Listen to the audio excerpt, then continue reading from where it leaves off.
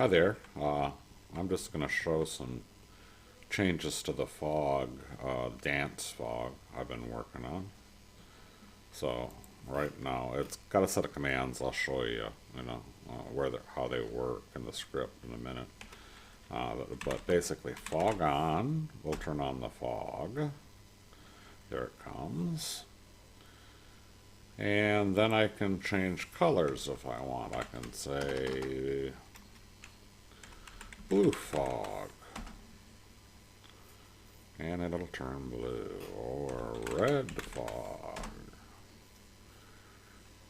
or green fog. And this is using the materials API that's brand new. Instead of the way I used to do it was with bringing in various models of the fog, hiding one and showing another. So it's a lot more efficient.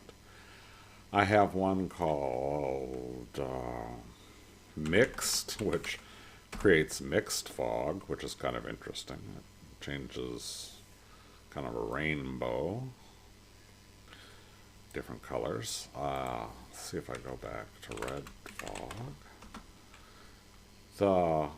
I have one called Random Fog. I got Random Slow, which will every 9 seconds it'll randomly pick a color, and I just set this up. This is all programmable.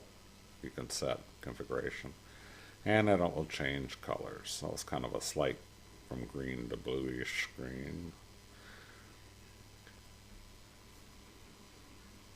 and it's changing to a white. So it just changes, and it changes over 30 seconds. No, it changes 5 times before it stops. But again, you can control this. I'm going to say another one is Random Fast, which does similar things but does it a lot faster. So you'll see it's changing every second. So that's the changes I've made to fog. Now if we look, and let me get into edit. I'll document this all in a wiki before I put it in a store. So there it is. If I look at it, I got two chunks of the tiki fog. And if I look at it, here's what it is. Here's just a regular fog script that was in there. I added a custom fog hide on hide script, so that was the fog on and fog off. If I'd have said fog off, the fog would have gone away. And this is the new multi-mesh material API, which controls the materials. What it does is it goes through the mesh, or in this case, if you look at this, there's 50 meshes. So it goes through the mesh.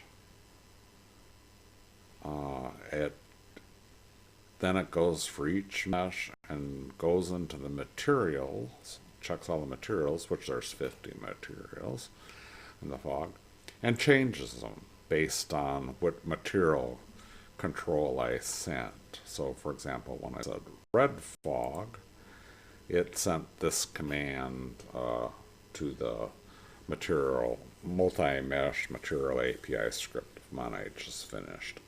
And in that case, what it did is it changed stuff. So I'm going to change the color to red, basically, and you can set the color in these parameters here after the change.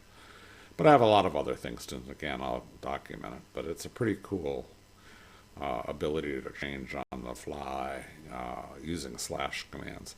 And the slash commands work because in the main grouping object, I have a script that's my trigger multiple chat command, and I've just added all those commands to that this parameter to get them all work.